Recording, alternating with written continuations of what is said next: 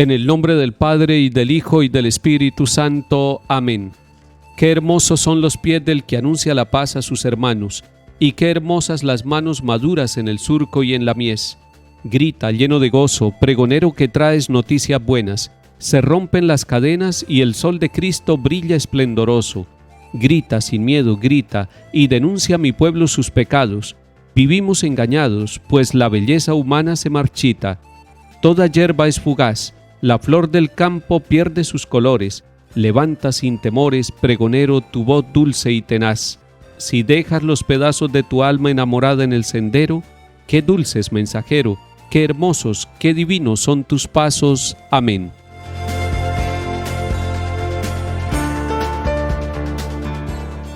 Lectura del profeta Jeremías capítulo 28.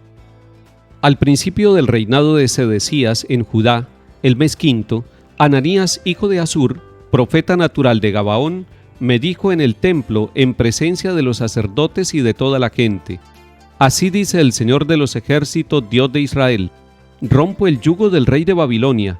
Antes de 2 años devolveré a este lugar todo el ajuar del templo que Nabucodonosor, rey de Babilonia, cogió y se llevó a Babilonia. A Jeconías, hijo de Joaquín, rey de Judá, y a todos los judíos desterrados en Babilonia, yo los haré volver a este lugar, oráculo del Señor, porque romperé el yugo del rey de Babilonia. El profeta Jeremías respondió al profeta Ananías en presencia de los sacerdotes y del pueblo que estaba en el templo. El profeta Jeremías dijo: Amén. Así lo haga el Señor, que el Señor cumpla tu profecía, trayendo de Babilonia a este lugar todo el ajuar del templo y a todos los desterrados. Pero escucha lo que yo te digo a ti y a todo el pueblo. Los profetas que nos precedieron a ti y a mí desde tiempo inmemorial profetizaron guerras, calamidades y epidemias a muchos países y a reinos dilatados. Cuando un profeta predecía prosperidad, solo al cumplirse su profecía era reconocido como profeta enviado realmente por el Señor.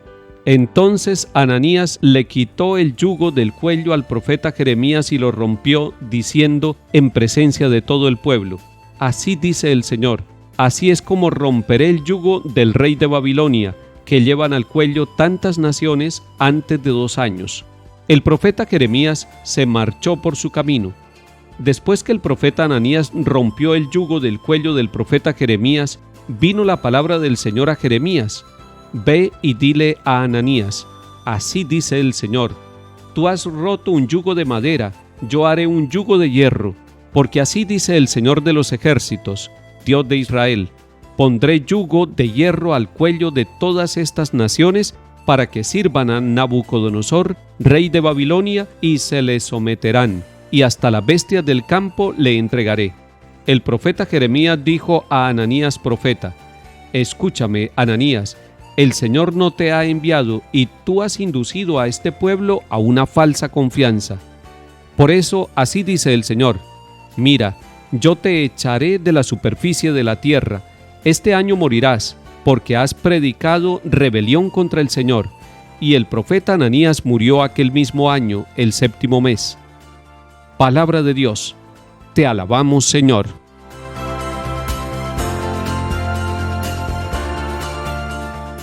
Estamos ante una discusión de 2 profetas, el profeta Jeremías y el profeta Ananías. ¿En qué consiste el conflicto entre estos 2 profetas? No hay envidia de ninguna manera, no hay competencia ni rivalidad entre ellos. Ananías y Jeremías están prestando un servicio al pueblo, pero Ananías está prestando un servicio con una buena dosis de falsedad. Le está profetizando al pueblo tiempos de prosperidad y de liberación. Y eso lo ha escuchado el pueblo, lo han escuchado los sacerdotes y lo ha escuchado el mismo profeta Jeremías.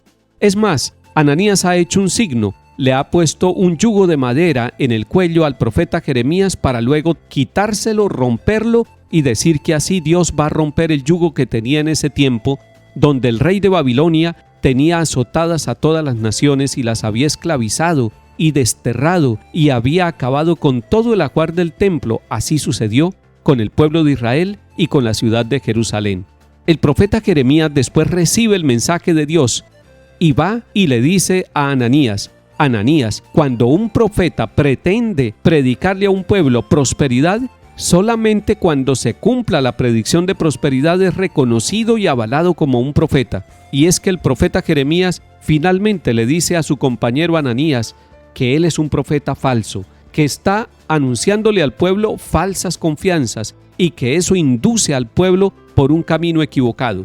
Por eso le anuncia que va a morir ese mismo año, y esa palabra, ese anuncio de Jeremías, esa profecía de la muerte de Ananías, el falso profeta, el que trae unas profecías para endulzarle el oído al pueblo, se cumple.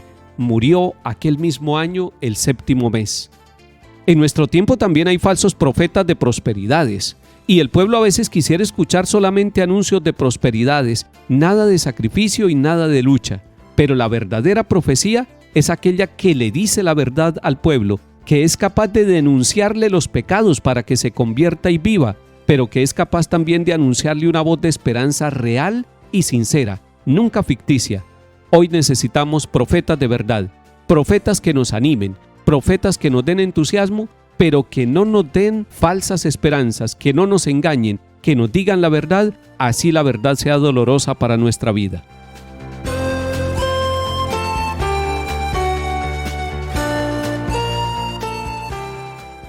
Salmo 118. Apártame del camino falso y dame la gracia de tu voluntad. No quites de mi boca las palabras sinceras, porque yo espero en tus mandamientos. Vuelvan a mí tus fieles que hacen caso a tus preceptos. Sea mi corazón perfecto en tus leyes, así no quedaré avergonzado. Los malvados me esperaban para perderme, pero yo meditaba tus preceptos. No me aparto de tus mandamientos porque tú me has instruido. Lectura del Santo Evangelio según San Mateo capítulo 14. En aquel tiempo, al enterarse Jesús de la muerte de Juan el Bautista, se marchó de allí en barca a un sitio tranquilo y apartado.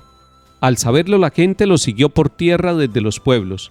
Al desembarcar vio Jesús el gentío, le dio lástima y curó a los enfermos. Como se hizo tarde, se acercaron los discípulos a decirle: «Estamos en despoblado y es muy tarde. Despide a la multitud para que vayan a las aldeas y se compren de comer». Jesús les replicó: «No hace falta que vayan, denles ustedes de comer». Ellos le replicaron: «Si aquí no tenemos más que 5 panes y 2 peces». Les dijo: «Tráiganmelos». Mandó a la gente que se recostara en la hierba, y tomando los 5 panes y los 2 peces, alzó la mirada al cielo, pronunció la bendición, partió los panes y se los dio a los discípulos. Los discípulos se los dieron a la gente. Comieron todos hasta quedar satisfechos y recogieron 12 cestos llenos de sobras. Comieron unos 5,000 hombres, sin contar mujeres y niños. Palabra del Señor. Gloria a ti, Señor Jesús.